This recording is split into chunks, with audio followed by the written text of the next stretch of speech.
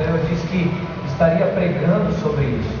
Falamos sobre restauração, falamos sobre perdão, falamos sobre reconciliação, confissão de pecados. E hoje nós queremos falar sobre uma igreja restaurada. E eu queria que você abrisse a Bíblia em Joel capítulo 2. Nós vamos ler todo o texto. Não se preocupe que eu vou tentar acabar no horário, tá? Mas toda vez que eu falo isso, ninguém mais acredita em mim. Não vou dizer que eu estou me passando por mentiroso, porque eu tenho boa intenção.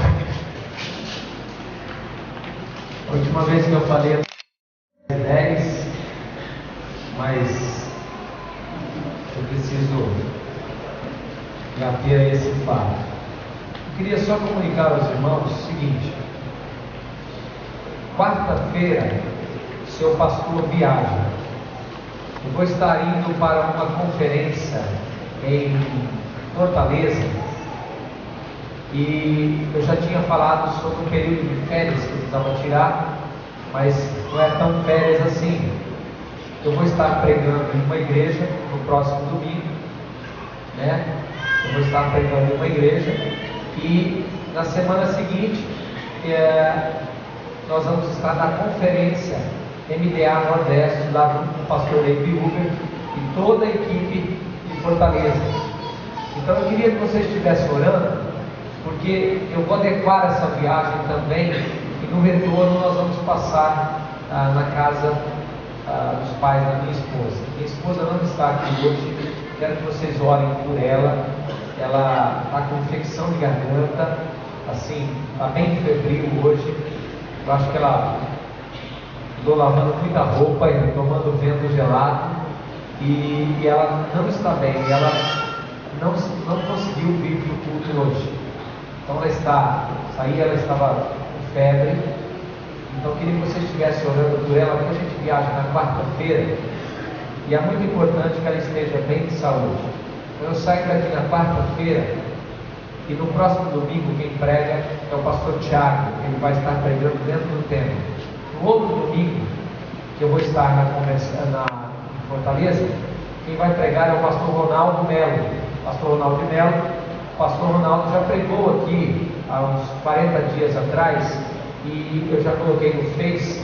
Ele vai estar pregando. Todo mundo, né, foi abençoado com a palavra do pastor Ronaldo, e será abençoado com a palavra do pastor Tiago também no próximo domingo. Eu queria dizer para você que gosta de manter as aparências. O que é manter as aparências? O pastor está na igreja, então não falta. O pastor não está na igreja, então eu falto. Ninguém vai sentir minha falta. Diga para o seu irmão assim: tem um que sente a falta, o Espírito Santo. Porque naquele momento ele gostaria de estar aqui na igreja, e você está na sua casa, na frente da televisão, ou fazendo qualquer outra coisa no momento de culto. Então eu queria dizer para você, meu querido, assim, para você não faltar, né? E principalmente os líderes de célula, não faltar, avisarem as células, para nós estarmos voltando a reanimar, graças a Deus, para as atividades que nós temos. É muito importante o culto de domingo, e o Tadel também é muito importante. Na terça-feira, não falte no Tadel. Eu vou dar uma palavra, a última palavra que eu sair no Tadel, não falte. Então a gente gostaria que você pudesse estar aqui. Todos que são líderes estão se preparando. A minha ausência vai acontecer, e eu vou tirar uns dias com a minha esposa, de férias com ela. A gente vai estar período de férias, a gente já vai estar alojado ali em Fortaleza, e na semana seguinte, então, eu prego no domingo, temos dias antes, depois eu tenho uns 2, 3 dias depois eu vou para a conferência. Terminando a conferência, já estou retornando, e eu chego aqui na sexta-feira, no dia 5, no início do seminário Casa do Pai. Quem ainda não fez a sua inscrição, faça, porque as inscrições estão acabando. Só tem 100 vagas. Então, quem não fez, corra para fazer. Ah, mas eu não tenho dinheiro agora. Mas dê o seu nome para o Diogo, reserve, mesmo que você vá pagar na data. Se você já deu para pagar, já falou em pagar, já faça os pagamentos hoje, já recebeu, já adianta, ok? Porque nós temos um número limitado para a Casa do Pai. E a seminário Casa do Pai, a escola Casa do Pai vai ser uma bênção. Coloca aí, querido, não sei se dá para colocar, ok? Vamos ler juntos o texto de Joel.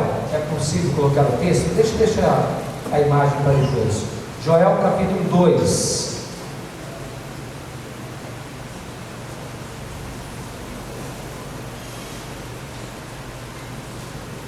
Ok, verso 12. Agora, porém, declara o Senhor: voltem-se para mim de todo o coração, com jejum, lamento e pranto, choro e pranto. Rasguem o coração e não as vestes. Voltem-se para o Senhor, o seu Deus, pois Ele é misericordioso e compassivo, muito paciente e cheio de amor. Arrepende-se e não envia a desgraça. Continua o texto. Talvez ele volte atrás, arrependa-se e ao passar deixe uma bênção. Assim vocês poderão fazer ofertas de cereal e ofertas derramadas para o Senhor seu Deus. Toquem a trombeta em Sião, decretem jejum santo, convoquem uma assembleia sagrada, reúnam o povo, consagrem a assembleia, ajuntem os anciãos, reúnam as crianças, mesmo as que mamam no peito, até os recém-casados devem deixar os seus aposentos. Que os sacerdotes que ministram perante o Senhor chorem entre o pórtico do templo e o altar, orando: poupa o teu povo, Senhor. Não faças da tua herança objeto de zombaria e de chacota entre as nações, porque se haveria de dizer entre os povos: onde está o Deus deles? Mais um texto. Então o Senhor mostrou zelo por sua terra e teve piedade do seu povo. Diga para o seu irmão, amém?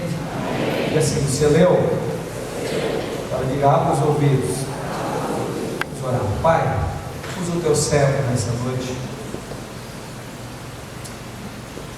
Eu sei que o Senhor deseja fazer algo poderoso aqui. Estamos começando a campanha. Sabemos que no final dela iremos colher muitas bênçãos, porque o nosso coração está predisposto a jejuar, orar e te buscar.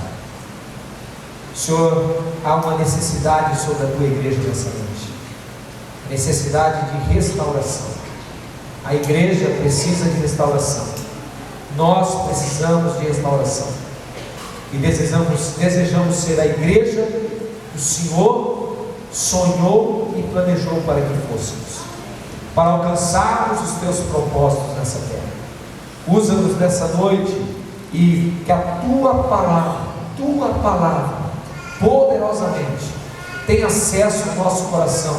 Amado Espírito Santo, tenhas liberdade nessa noite e falar ao nosso coração, à nossa mente. Senhor, pedimos, amado Espírito Santo, que todo obstáculo que impede a ação da palavra de Jesus nessa noite seja removido de nós.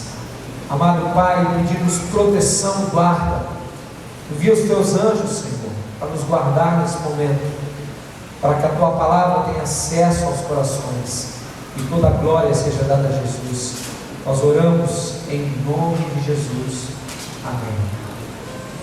Gostaria de falar para você que se há uma necessidade para nós como igreja hoje aqui, para entendermos, é a necessidade de sermos restaurados.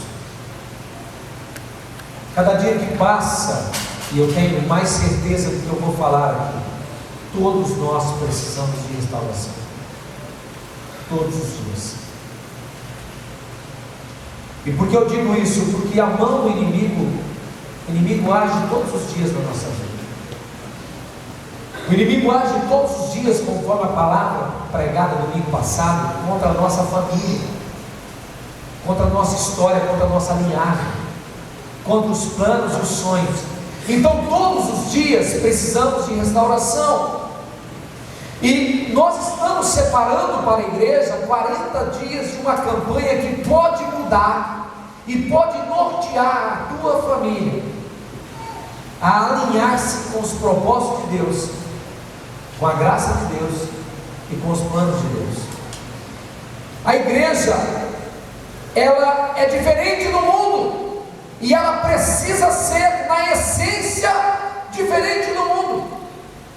Deus chamou a igreja para ser a luz e o luzeiro no mundo. Deus, diga para o seu irmão, a igreja é você, diga para o seu irmão. Agora diga assim: a igreja somos nós. Deus nos chamou para sermos influentes no mundo. E quando não somos influentes, é porque estamos necessitando de ser restaurados. Tudo aquilo que era para ser e não é, precisa de restauração.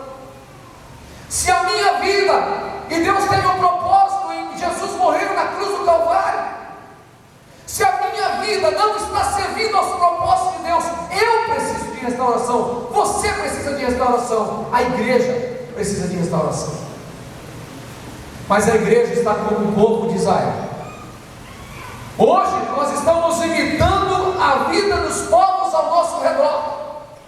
Se você chegar na sua casa, leia do capítulo 2, versículo 1 ao versículo 16. A Bíblia diz que o Senhor está enviando gafanhotos, migrador, devorador, destruidor, porque o povo estava imitando as nações ao redor. O povo de Israel, que era para ser um povo de propriedade exclusiva de Deus, estava imitando os povos ao redor, estava se assenhoreando daquilo que era do mundo, dos padrões do mundo. E o povo de Israel, que era para ser o luzeiro na época, deixou de ser o luzeiro, deixou de cumprir os propósitos de Deus. Sabe o que aconteceu? A Bíblia diz que Deus enviou então uma maldição. E muita gente acha que maldição é do diabo. É o diabo que amaldiçoa.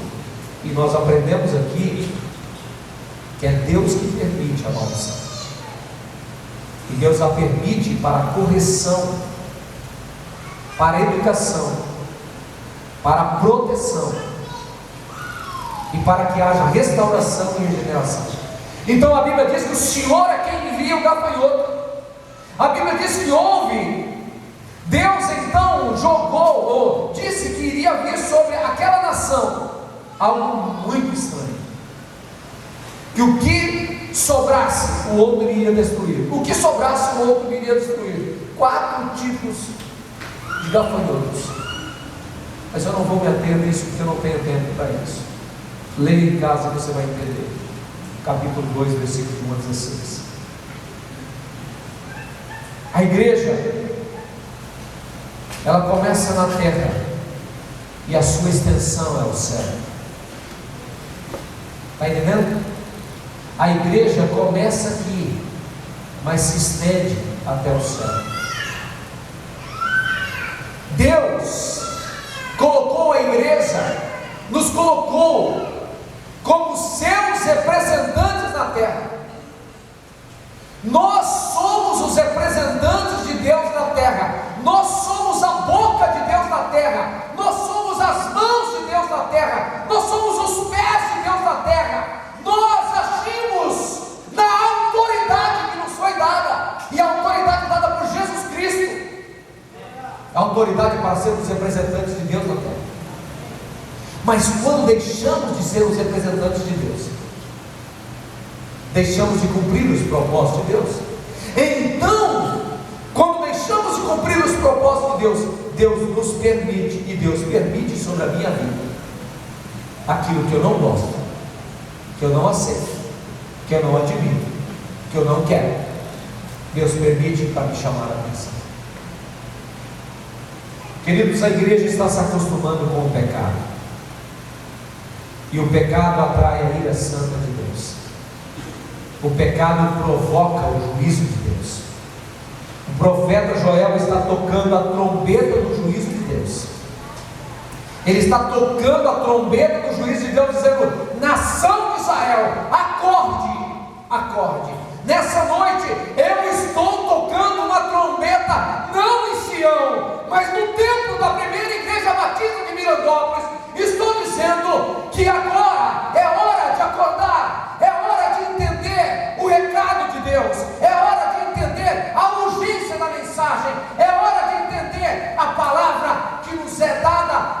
através de Joel capítulo 2, Deus está nos chamando a atenção. O pecado provoca a ira de Deus, a rebelião contra Deus.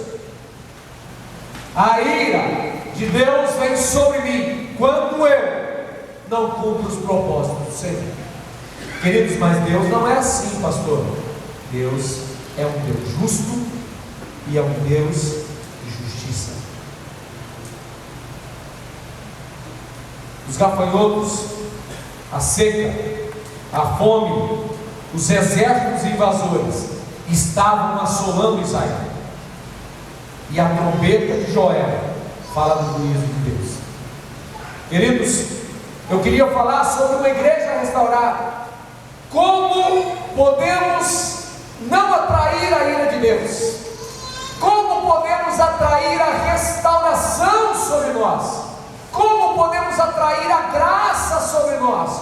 Como podemos atrair o favor de Deus sobre nós? E nessa noite eu estou tocando uma trombeta, um aviso, que nós podemos atrair a graça de Deus. E eu queria falar para você que a restauração na igreja começa quando eu tenho consciência da crise que me cerca ou que nos cerca. A restauração começa quando eu tenho consciência da crise que nos cerca. O profeta Joel entende que a crise é o resultado do pecado do povo, é o resultado do juízo de Deus contra o pecado. E a pergunta que eu faço nessa noite é: como Deus vê a igreja hoje? Eu queria perguntar para você, querido, como Deus te vê hoje? Se Deus fosse agir nos mesmos moldes que ele agiu na época de Joel, como seria? Se Deus fosse agir como agiu com Ananias e Safira, imediatamente eles chegaram para trazer a sua oferta diante do altar, e lá estava o apóstolo, e eles então disseram: olha, vendemos um campo por o valor de tanto, estamos aqui mentindo. E vieram e depositaram a sua oferta. A Bíblia diz que imediatamente caiu o morto, na frente da igreja, na presença de todos. Veio a mulher, bumba, caiu também, porque os dois estavam em complô. E o complô não era contra a igreja, não era contra os apóstolos, era contra o Espírito Santo. Queridos, o nosso pecado é contra o Espírito Santo, o nosso pecado é contra Deus, quando nós mentimos e não temos uma vida que glorifique Ele, na segunda, na terça, na quarta, na quinta, na sexta, no sábado, e viemos só no domingo à noite. Eu vou lá atrás da minha porta, desculpe, hoje eu sou bravo, e eu abro a porta do meu guarda-roupa e eu pego a roupa de crente, mas eu tenho que pegar a cara de crente também, porque eu vou pegar a Bíblia do crente, e agora eu vou fazer o sorriso do crente, e agora eu vou fazer a mãozinha do crente, e eu vou para a igreja. E aí eu visto a roupagem de crente no domingo à noite. Eu não estou enganando pessoas, eu estou enganando, tentando enganar o Espírito Santo de Deus. Diga para o seu irmão assim: você pode enganar todo mundo, mas você não engana Deus. Como Deus vê você? Como Deus te vê? A Bíblia diz que Deus desnuda a nação de Israel e diz que o juízo estava sobre eles. Deus não se impressiona com formas, Deus não se impressiona com esse culto bonito que fizemos aqui. Deus não se impressiona. Deus não se impressiona com a guitarra do Felipe, com o teclado do Felipe. Deus não se impressiona com a percussão do Binha.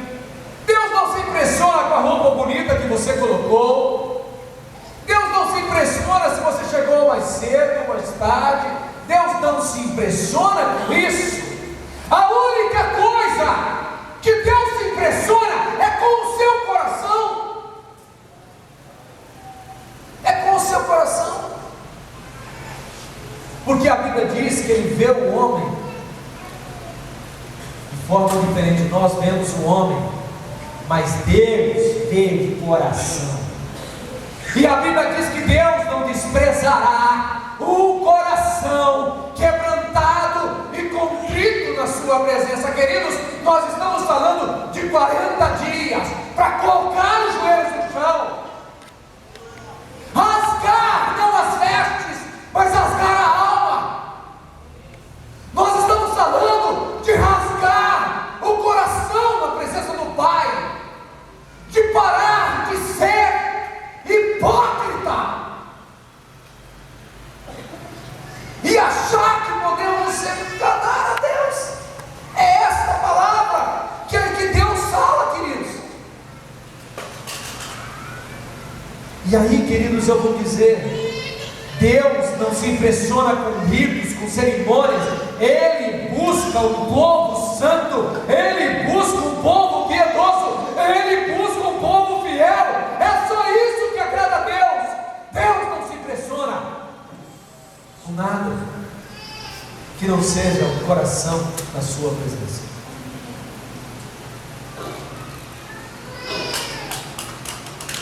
Há pecados na igreja hoje, e há muitos pecados. Há pecados de consistência espiritual, há pecados de falta de fervor espiritual, há pecados de falta de pureza moral, crentes que abrigam imoralidade no coração, pornografia, coisas do mundo, namoros impuros, festas mundanas, falta de amor nos relacionamentos, crentes que são insubmissos aos pais, que são insensíveis com o cônjuge, que são frios no trato uns com os outros, falta de fidelidade na mordomia dos bens, crentes que amam mais o dinheiro do que a Deus, crentes que sonegam os dízimos, que roubam de Deus, que não investem no reino, falta de consistência espiritual, piedade na igreja, mas mundanidade na casa. Que tipo de música você tem ouvido? Que tipo de música os seus ouvidos ouvem a semana inteira?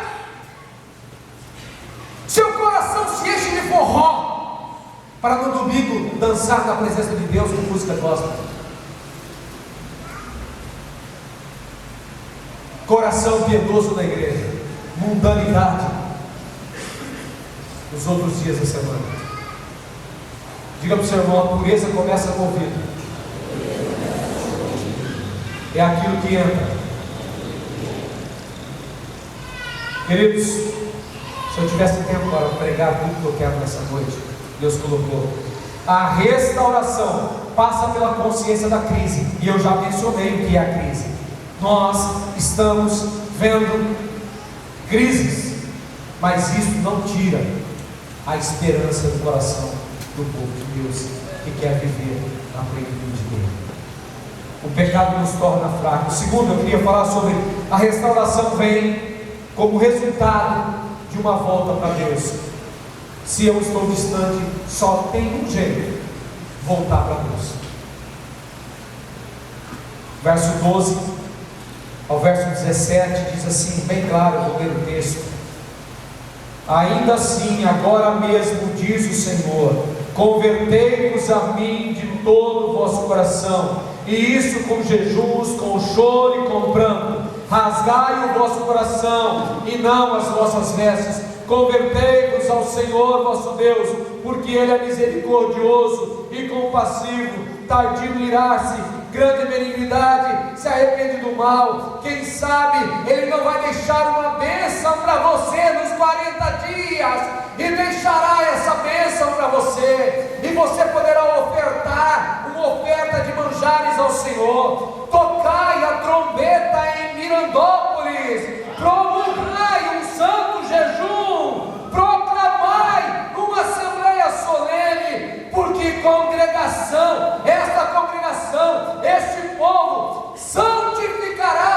colhida, é isso que deu certo. Senão, é mais uma campanha, como outras. Você só vai perder seu tempo. E Deus está desejoso de fazer alguma coisa por você. Queridos, nessa noite eu quero dizer para você, quando você quer voltar para Deus, é uma volta para um relacionamento pessoal com Deus. Convertei-vos, Deus está dizendo, converta-se a mim. Deus não está dizendo converta-se, Deus está dizendo converta-se a mim. Ei pastor, eu já sou convertido. É mesmo? Ok.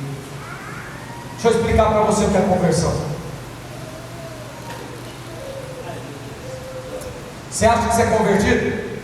Vou mostrar para você o que é conversão. Ali está o mundo, os prazeres e o pecado.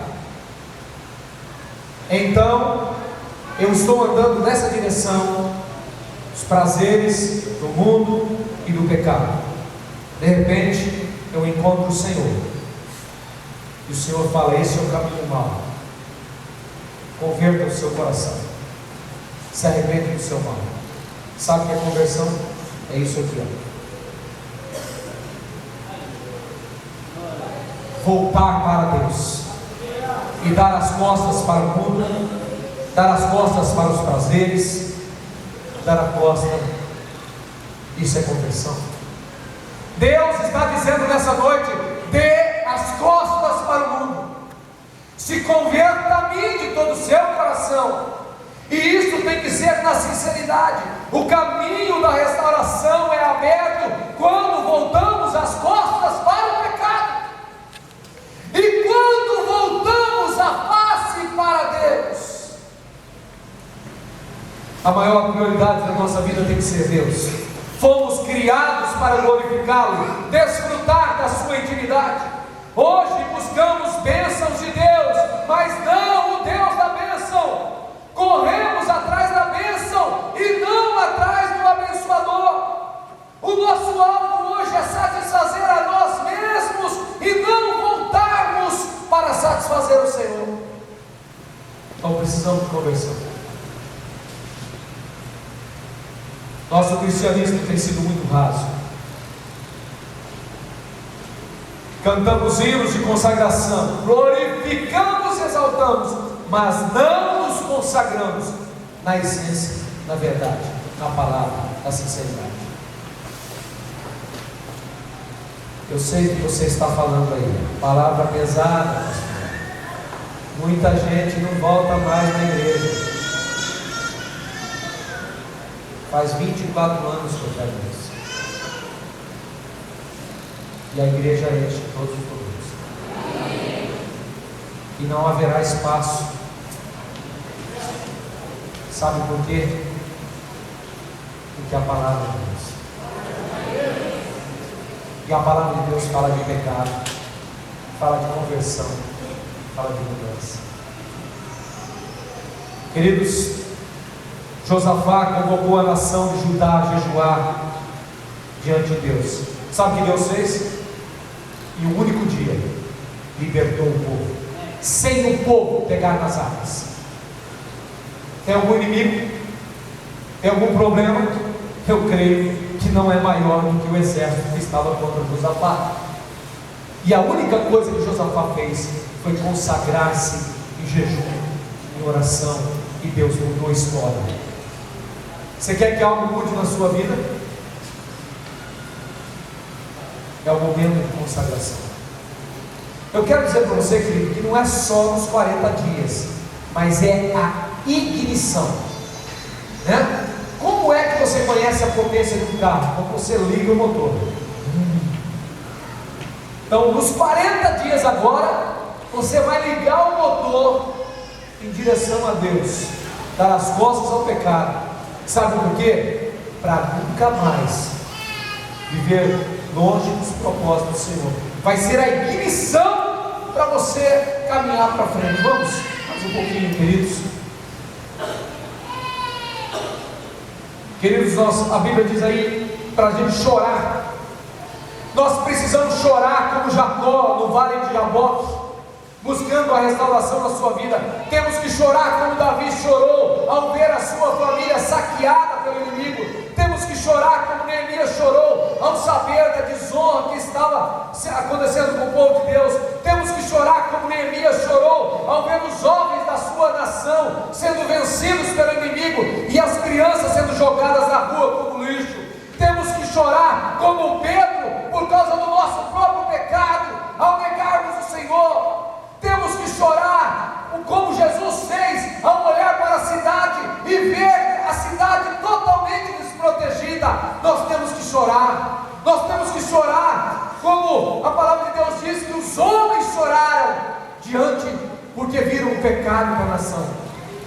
Querido, eu estou convocando você a chorar, a colocar os joelhos em terra e a chorar nos 40 dias, a orar por sua cidade, a orar por sua família, a orar por sua vida, a orar por sua igreja, a chorar. E a Bíblia diz assim: sacerdotes, chorai, ministros do Senhor, chorai. A terceira diz: eu creio, eu creio, eu creio, eu creio.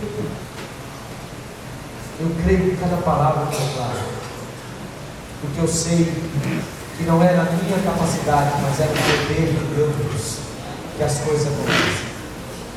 Queridos, vamos para frente. A restauração vem como resposta da misericórdia de Deus. E eu quero passar para o ponto 4, por favor. A restauração passa por uma volta do povo, tanto coletiva como individual ao Senhor. Diga assim para o seu irmão: nós temos que fazer isso coletivamente e individualmente. Se cada um fizer individualmente, alcançaremos o nosso objetivo. E eu quero que você veja o verso 16. O verso 16 diz assim: congregai o povo. Diga assim: o povo aí sou eu. Santificai a congregação. Diga: a igreja. Diga assim: ajuntai os anciãos. Diga assim: são os de cabecinha branca que estão aqui. Reuni os filhinhos estão lá no anexo. Os que mamam estão na mão das mães aí, ó. Vão lá. O noivo, tem noivo aqui? Levante a mão. Quem tem noivo aqui que vai casar esse ano, levante a mão. Então você não está fora, ok? O noivo, a noiva, tem noivo aí? Olha lá. Saia do seu aposento. Os sacerdotes, cadê os ministros de novo? Os ministros de células aí, os ministros de células, levante a mão, vocês são sacerdotes.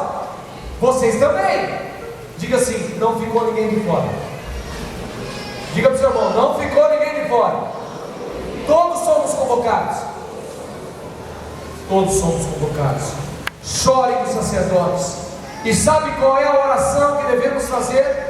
Sabe qual é a oração que você tem que fazer?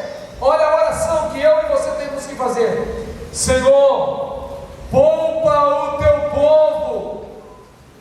Senhor, não entregues a nossa herança ao inimigo.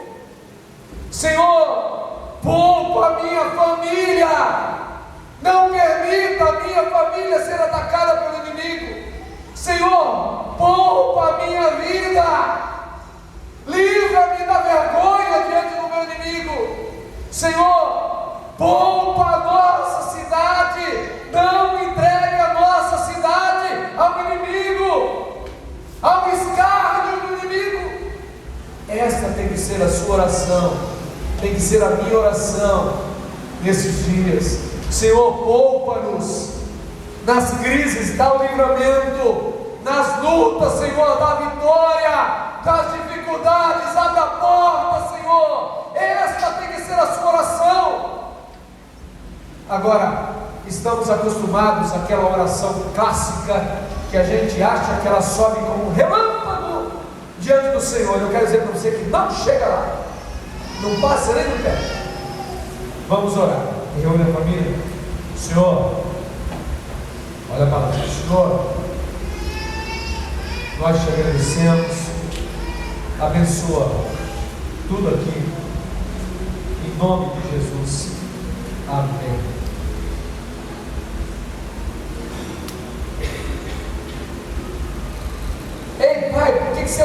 fala assim: é porque o pai está com sono, filho.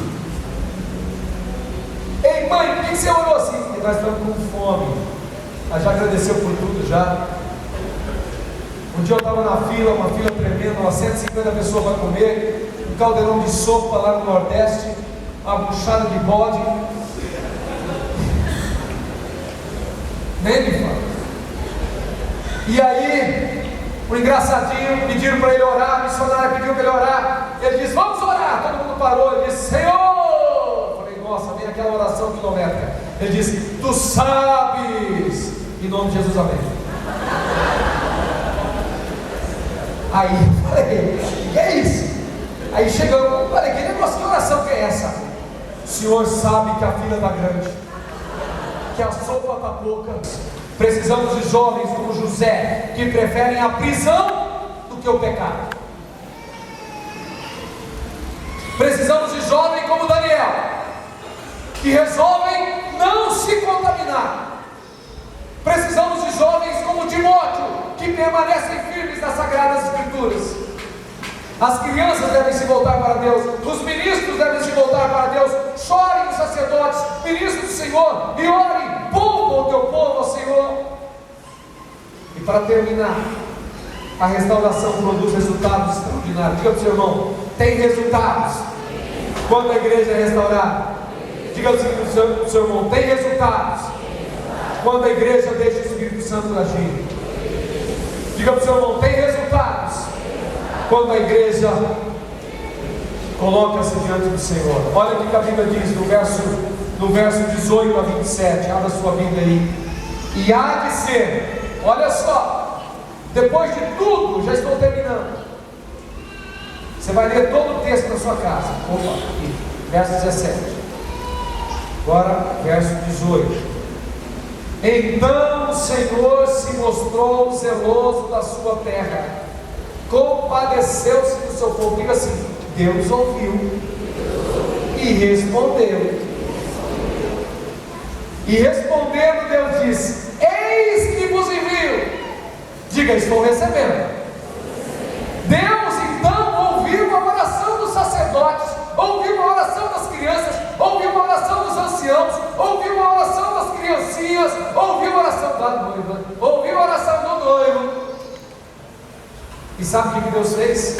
Olha o que Deus disse: eis que eu ouvi, e zeloso sou por vocês. Olha o que Deus está dizendo: aquela que havia seca, os gafanhotos tinham destruído todo. Olha o que Deus faz: ao invés da fome, Deus diz que vai mandar fartura.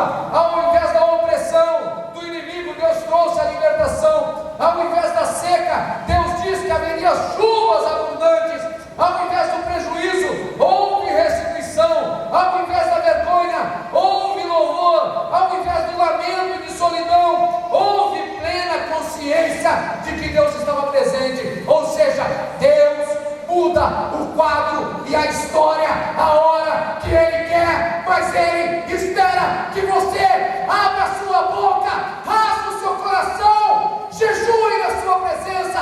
É isso que Ele espera que você faça. Está reclamando do quê? Sobrou um mês e faltou dinheiro? Está reclamando dos problemas? Está reclamando das dificuldades? Rasgue o seu coração, rasgue o seu coração, rasgue a sua alma na presença do Senhor nesses dias, queridos.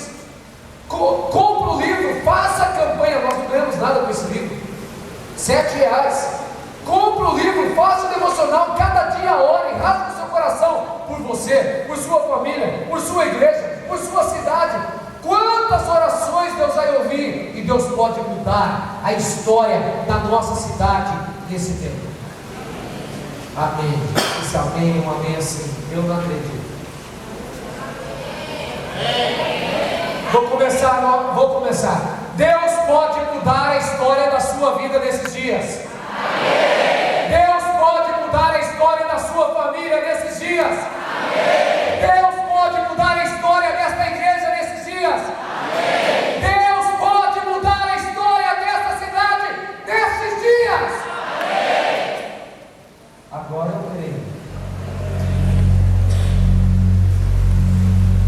Quando Deus restaura a igreja, Ele derrama sobre ela a profusão do Espírito Santo de Deus.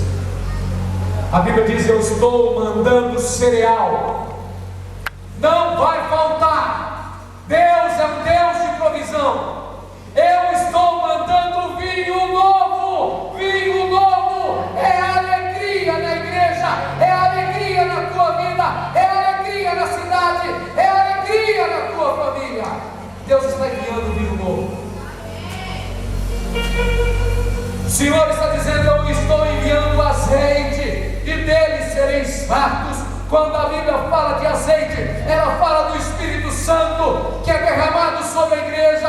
E ele diz assim: eu não vos entregarei mais a vergonha entre os povos.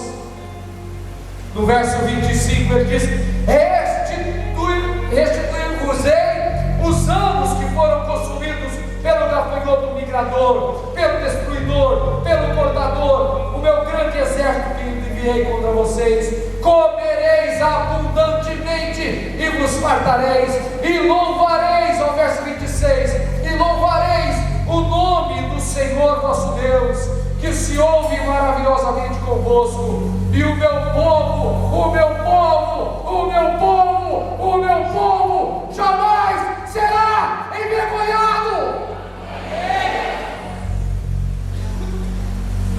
Deus não tem prazer na sua vergonha.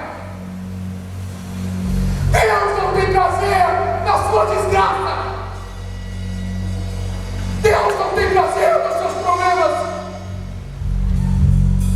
Deus não tem prazer nas coisas que estão destruindo sua vida, sua família, sua casa. Deus não tem prazer. Deus tem prazer na abundância. Deus tem prazer na alegria. Deus tem prazer na graça. Deus tem prazer em te dar o melhor.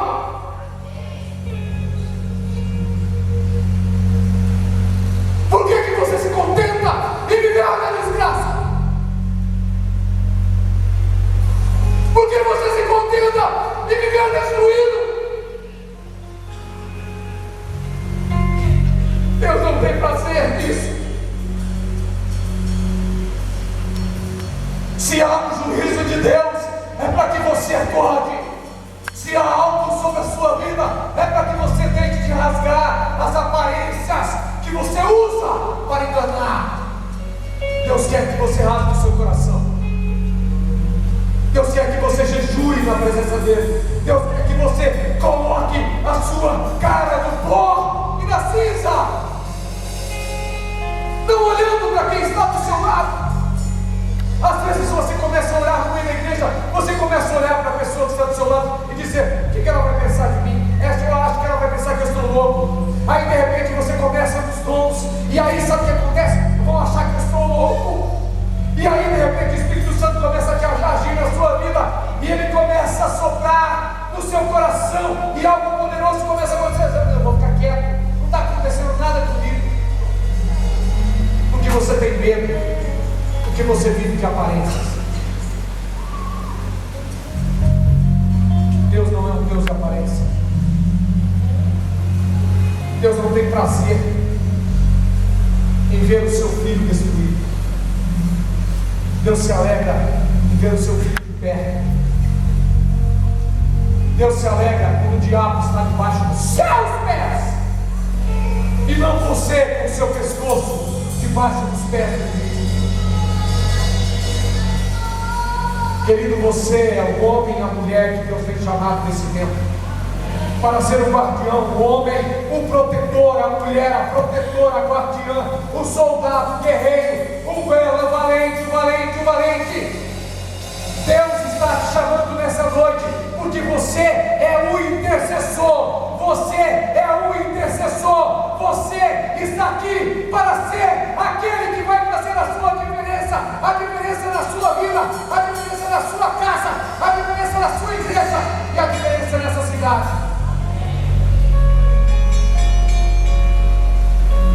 Ele diz que nos últimos dias, não sei como está o volume, por favor. Tiago, aumenta um pouquinho. verso 28 diz: e acontecerá depois que derramarei o meu espírito sobre toda a carne. Vossos filhos e vossas filhas profetizarão, vossos velhos sonharão, e vossos jovens terão visões. Até sobre os servos e sobre as servas derramarei do meu espírito naqueles dias, mostrarei prodígios.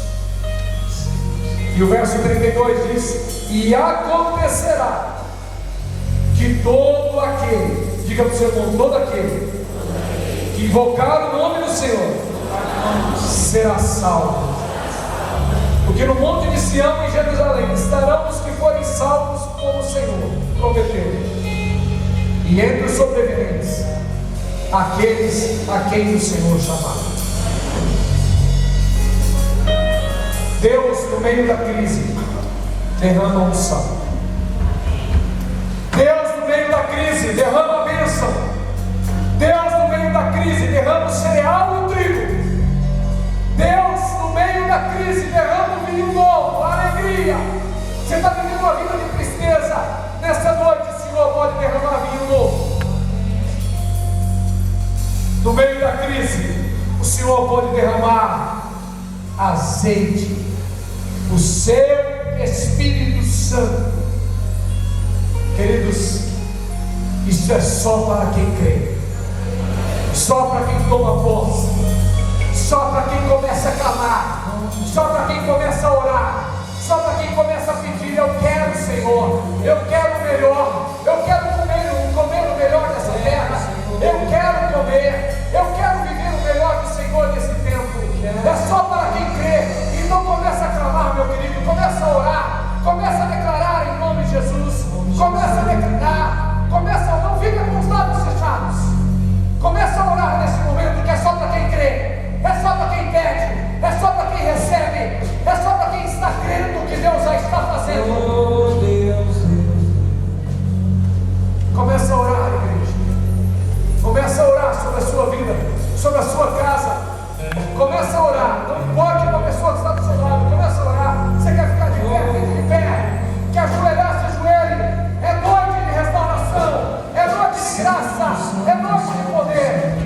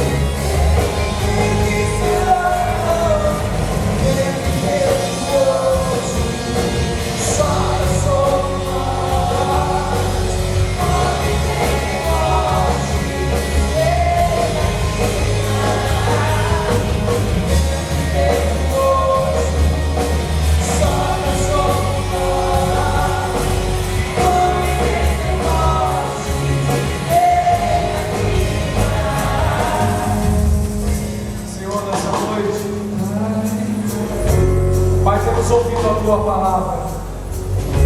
Joel trouxe uma palavra de advertência à nação de Israel. Haviam crises por todos os lados.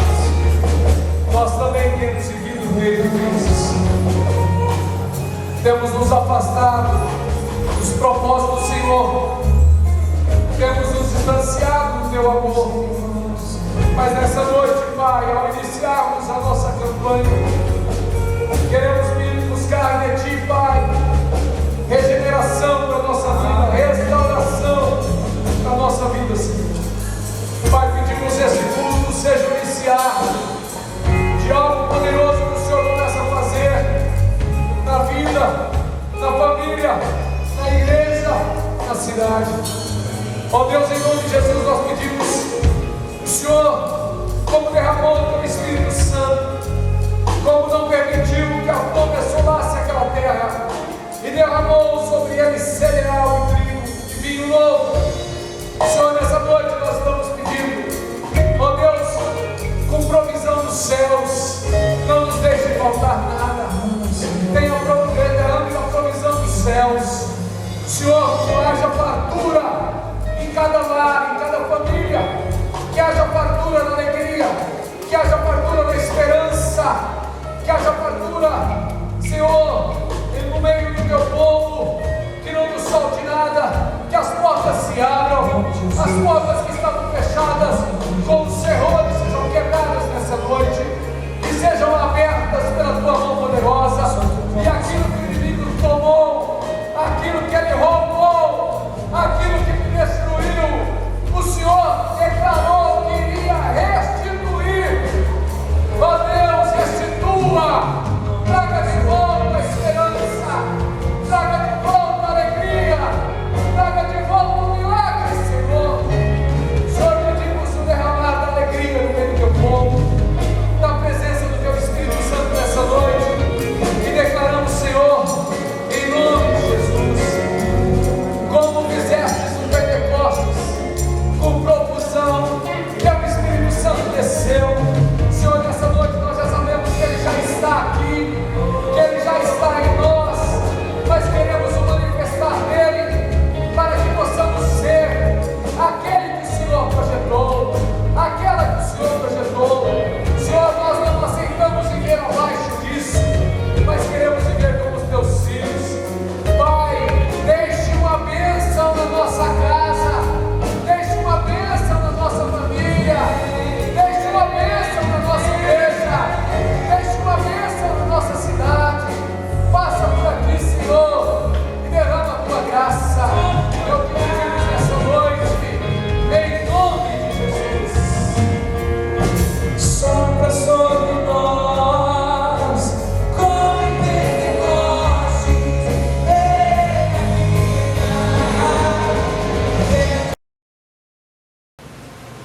Graça e paz.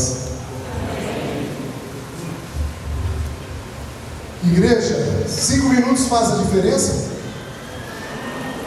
Faz? Esta é a história de João. João, traficante, assaltante de banco, muito procurado na região e no estado do Rio de Janeiro e São Paulo, nos anos 80. Foi capturado na capital paulista e levado e sentenciado a muitos anos de reclusão no Carandiru. E lá ficou durante vários anos. Eram muitos os anos que ele recebeu como pena. E ele relata que uma certa feita, ele era uma pessoa muito perigosa. E o Carandiru, todo mundo conhece a história do Carandiru. Era um lugar realmente infernal. Nada a ver com os presídios dos dias de hoje.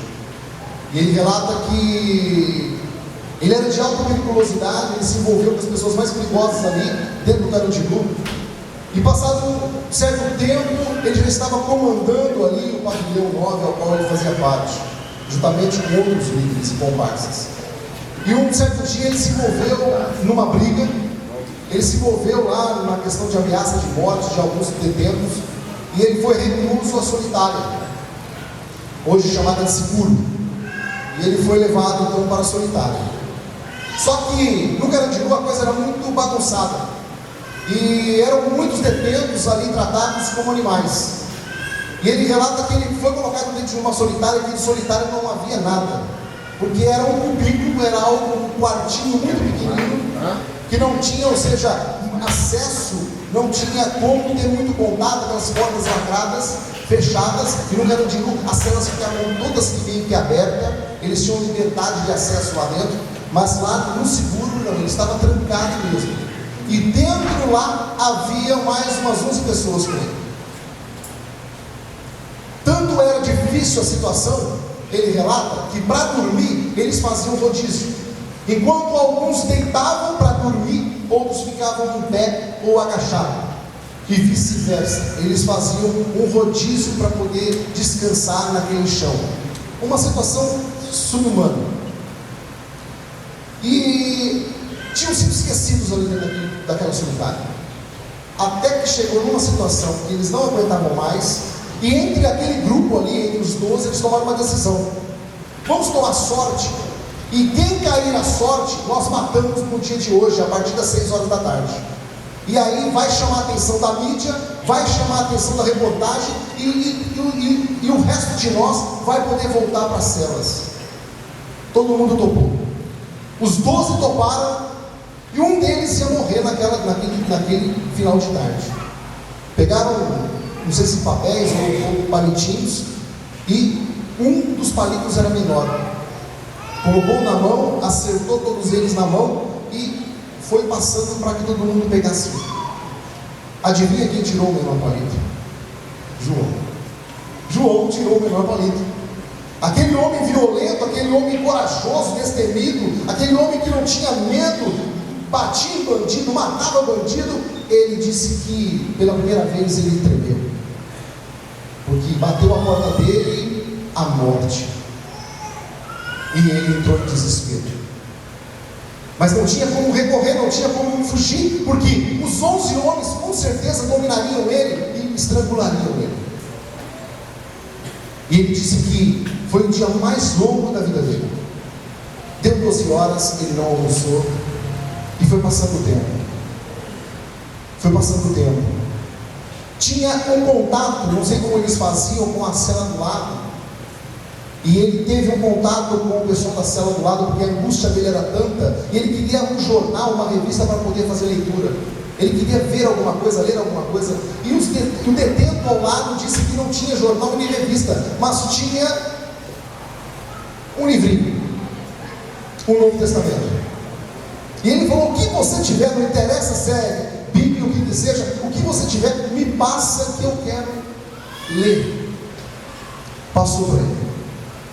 E ele relata que no fundo daquele cubículo, ele agachou e começou a ler esse Novo Testamento.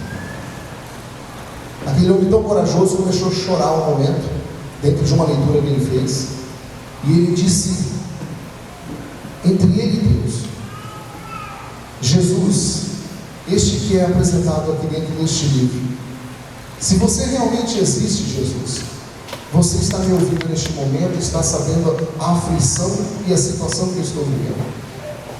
Eu já matei pessoas, e hoje eu estou correndo o risco de perder a minha vida. Eu estou morrendo de medo, Jesus. Por favor, me dê uma nova oportunidade. Eu não quero morrer.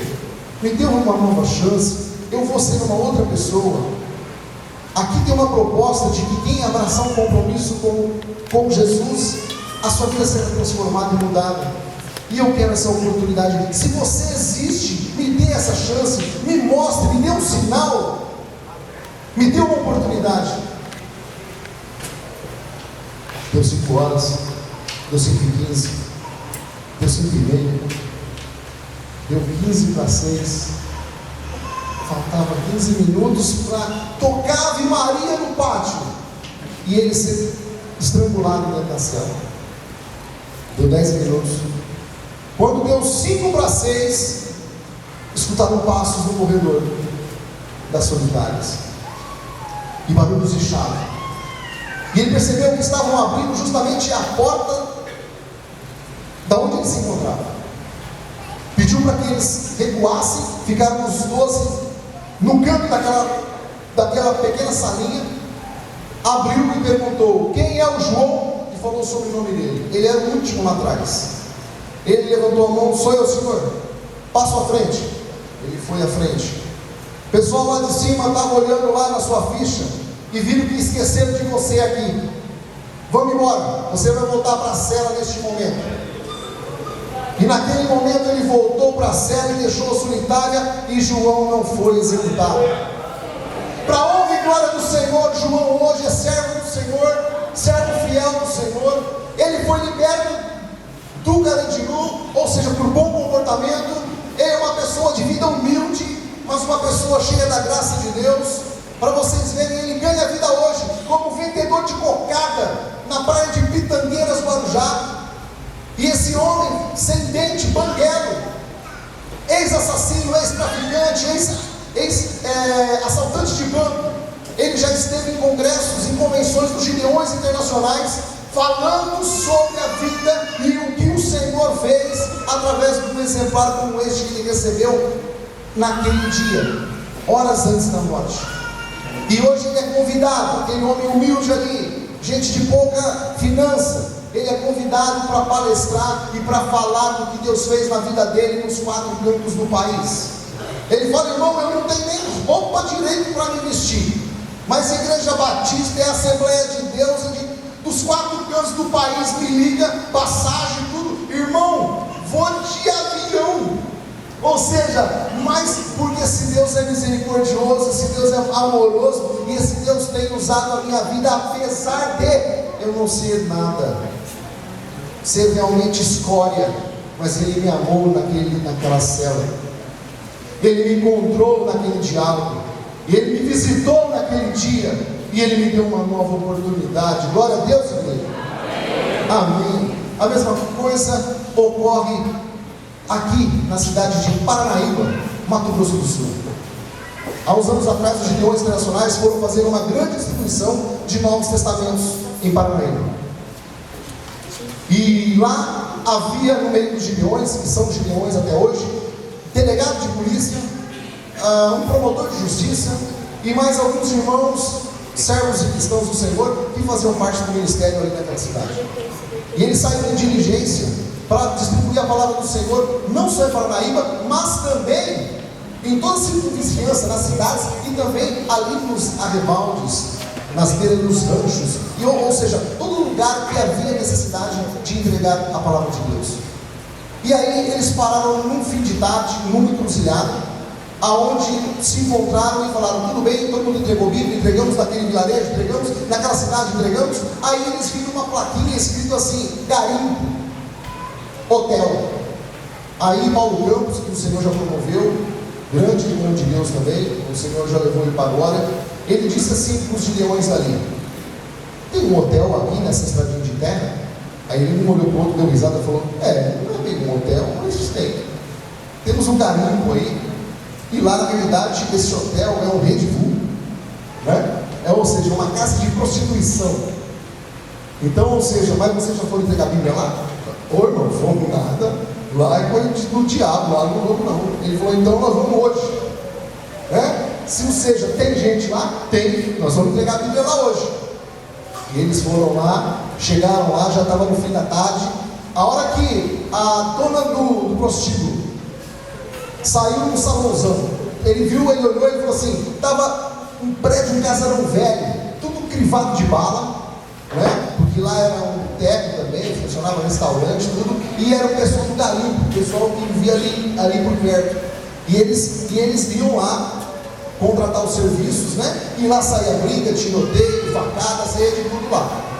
E aí essa mulher saiu lá fora, e ela, quando olhou para aqueles homens bem arrumados, com caixa nas costas, com Novos Testamentos, ela bateu o olho apenas numa pessoa, no delegado de polícia da cidade. Ela falou: pronto, o pessoal da Polícia Civil está tudo aqui agora. E ela tinha dentro garotas de programa menores de idade. E ela falou: pronto, complicou. Eu tenho umas garotas aí menores de idade, agora pronto, olha o delegado aí. E ela já foi chegando perto do delegado para se retratar com o delegado falou assim: olha, hoje eu não estou aqui a serviço, nesse serviço, hoje eu estou aqui a serviço de Deus. Eu venho aqui, eu vou fazer vista grossa, não quero saber o que está acontecendo aqui, mas tome cuidado a respeito disso, porque agora eu estou sabendo, tá? E ou seja, hoje aqui eu vim trazer presente para vocês, junto com esse irmão aqui e com os demais. Ela falou: o que se trata? O Novo Testamento. Eu gostaria que você abrisse a casa, que nós pudéssemos entregar para suas funcionárias aí, e para o pessoal, para os homens que estão aí, o Novo Testamento. Mas aqui, Bíblia, aqui, Deus, aqui, Bíblia, aqui, Deus. Entregou o Novo Testamento para cada um deles. Foram embora. Passado alguns anos, Paulo Campos passa para o Paranaíba e visita o pastor assembleiano, muito amigo dele na cidade. Chegaram lá, passaram uma tarde juntos, tomaram um café juntos, e aí o pastor falou assim: Paulo, não vai embora não, você vai jantar comigo hoje, eu tenho que ir no ponto de pregação e eu quero que você vá comigo. Ele falou: tudo bem, pastor, vou sim. Então tá bom. Entraram no carro, e o pastor já sabia, né, que ia ser uma surpresa para ele. Entraram no carro, tomaram o caminho, aí chegou naquela encruzilhada, entrou, não tinha mais placa escrito hotel, mas Paulo lembrou. Aí perguntou assim: pastor, aqui não é aquele local, um garimpo tal, que tinha um Redivul, que tinha aí uma casa de prostituição? Isso. Não falou mais nada. Chegou, parou, o casarão todo reformado. Não tinha mais fio de bala, todo pintado, luzes normais, e o pessoal mais bem vestido. Entraram, e o pastor falou para ele: aqui é o culto. Aqui é o culto? Aqui é o culto. Aí fizeram o trabalho, fizeram o culto. No final do culto, apresentou ele e falou sobre que ele, anos atrás, havia distribuído Novos Testamentos. Ele se emocionou, começou a chorar. E aí ele perguntou: quem estava naquele dia, fica em pé. Aí ele viu que várias mulheres se levantaram, alguns homens, e também a mulher no teclado ali, a do órgão, levantou. Aí o pastor perguntou para ele: você está conhecendo aquela mulher? Não lembra dela? Vem cá. Sabe quem é ela? Ela é a dona do prostíbulo. Ela mudou? Mudou. Você não reconheceu ela? Não. Ela era a que comandava essa casa. O Senhor converteu a vida dela e transformou a vida de várias aqui, e transformou a vida de vários homens aqui. E hoje aquela casa que era de perdição, hoje é uma casa de oração. Glória a Deus, queridos. Ou seja, irmãos, a palavra do Senhor não volta vazia. Quem são os Gideões Internacionais? Os Gideões Internacionais é uma associação internacional de homens profissionais liberais cristãos nascidos de novo. Desde 1899 temos como principal finalidade proclamar o Evangelho a todo mundo. Atualmente distribuímos a palavra de Deus em 198 países e publicamos os Novos Testamentos em 93 idiomas. Realizamos esse trabalho em lugares conhecidos como trânsito da vida, lugares como hotéis, hospitais, casas de recuperação, a presídios, a alunos de escolas, faculdades, universidade, ao pessoal do Corpo de Bombeiro, Polícia Militar e área médica e homens e mulheres das Forças Armadas. As nossas mulheres também fazem parte deste ministério e elas distribuem os Novos Testamentos como este, o médico, que vocês devem ver muito nos hospitais, né? E também este modelo, que é distribuído para o pessoal da área médica. E elas realizam esse trabalho em lugares como clínicas de fisioterapia, consultórios médicos, odontológicos, casas de recuperação, a presídios femininos, postos de saúde, pronto-socorro e também asilos e alunos de curso técnico e a nível superior de enfermagem, medicina, odontologia e fisioterapia. As nossas mulheres, pelo trabalho de dedicação, de oração e de distribuição da palavra de Deus, elas são chamadas de as auxiliares. Os Gideões, como membros das igrejas, visitam as igrejas para compartilhar com a mesma como Deus tem usado cada semente desta que tem sido plantada. Somos o braço estendido da igreja e trabalhamos ao redor do mundo com homens, mulheres e lideranças como vocês. Pela graça de Deus, já distribuímos até hoje no mundo mais de 1 bilhão e 800 milhões de Novos Testamentos desde 1908. A palavra de Isaías 55:11 está sendo cumprida, onde diz que a palavra do Senhor não voltará para ele vazia. Homens, mulheres e crianças têm se unido a Cristo através de um exemplar como este, distribuído pelo Gideão. Sou membro do campo gideônico de Andradina. Estou em missão aqui gideônica, falando aos irmãos na fé da cidade de Mirandópolis, no campo de Mirandópolis, e o nosso desafio no Senhor, o nosso desejo e sonho no Senhor, queremos sonhar os sonhos de Deus e sabemos que aquilo que é do Senhor jamais será frustrado. E sabemos que o Senhor tem grande plano e grande propósito para essa região de Mirandópolis até Guararapes. Temos um campo gideônico aqui que tem que zelar da palavra, da distribuição do evangelismo de Mirandópolis até Guararapes. E infelizmente este campo no momento está passando por dificuldades. Nós temos muitas igrejas aqui consagradas ao Senhor. Nós temos muitas igrejas aqui que honram, adoram o Senhor com seus lábios, com as suas atitudes, mas nós temos tido muita dificuldade de achar homens e mulheres que queiram representar as suas denominações neste ministério, envolvendo Mirandópolis, Lavínia, Valparaíso, Guararapes. Atualmente o campo gideônico está prestes a fechar aqui na região de vocês. Nós temos apenas, simplesmente em Mirandópolis, apenas um único gideão. E nós temos no momento em Guararapes, querendo Deus, que tenha, ou seja, um casal abraçando a causa conosco. Nós teremos em Guararapes 3 casais, mas em Mirandópolis apenas um varão. E eu pergunto à igreja de Jesus Cristo, ao povo de Deus: o Senhor está chamando. Precisamos de homens valentes, mulheres realmente que queiram somar com seus esposos nesta batalha. E é uma batalha que você não precisa falar, é uma batalha que você precisa andar, é uma batalha que você precisa estender o braço, e é uma batalha que você precisa presentear alguém. E eu estou olhando aqui nesse aprisco e falando: Senhor meu Deus, há alguém nesta casa? Há alguém neste rebanho? Senhor meu Deus, tem homens aqui separados nesta noite para somar e fazer a diferença neste ministério, que se não fosse do Senhor, não existiria desde 1908. Porque coisa que é de Deus permanece, coisa que é do homem cai por terra. E nós aguardamos esperançosos do Senhor. Estamos visitando aqui hoje não só a amada igreja, mas também as 4 igrejas. Estamos visitando neste momento 5 igrejas aqui na cidade. Estamos esperançosos no Senhor, que sairemos daqui com vitórias.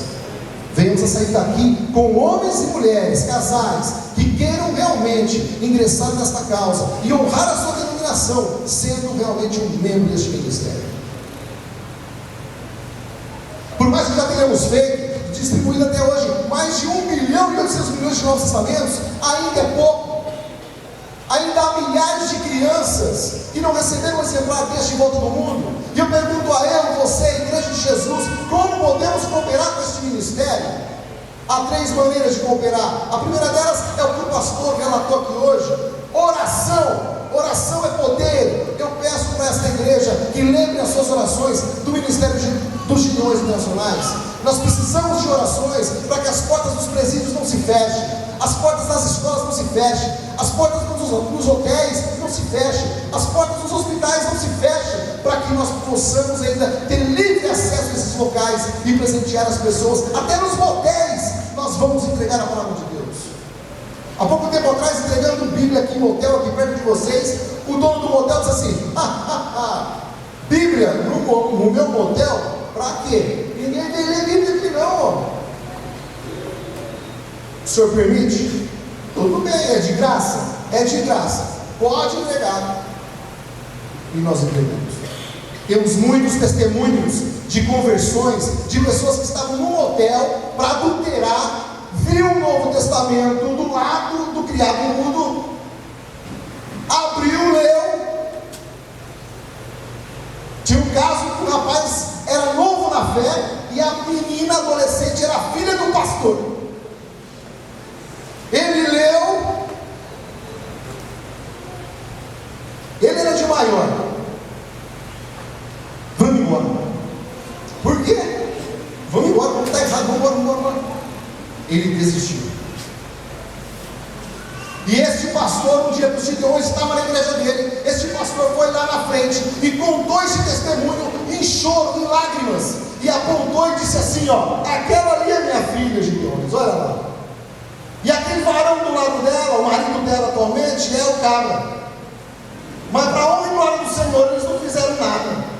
E para honra e glória do Senhor, eles se afirmaram no Senhor e hoje são bênção aqui nesta casa de oração. E o pastor chorava enquanto dizia isso. Esta palavra é sobrenatural, queridos.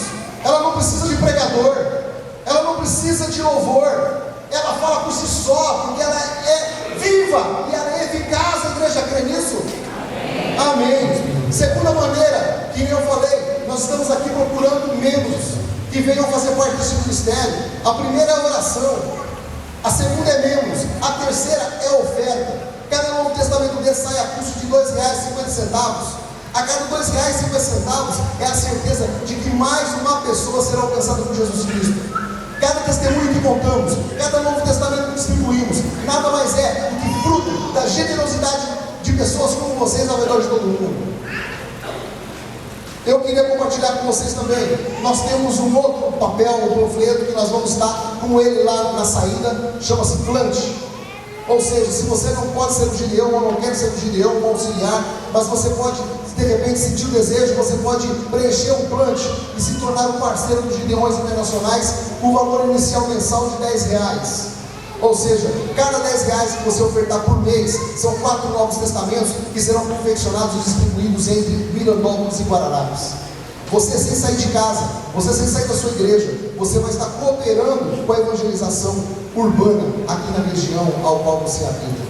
Se você então quiser somar com a gente em prol, e essa oferta vem em prol do Campo Gideão de Mirandópolis, vocês vão estar fazendo um trabalho em prol dos Gideões, em prol do próprio campo de vocês aqui, os Gideões desta cidade. Então, ou seja, você venha falar comigo, com o irmão João ou com o irmão Luiz, estaremos lá fora no final do dia. Pastor Tadeu, muito obrigado mais uma vez pela oportunidade que nos concede de compartilhar com a amada igreja a respeito do Ministério Mundial dos Gideões Internacionais. Igreja, está sendo uma honra, um privilégio cultuar e adorar nesta igreja em comunhão nosso Deus. Amém? E que Deus nos abençoe. Muito obrigado, igreja.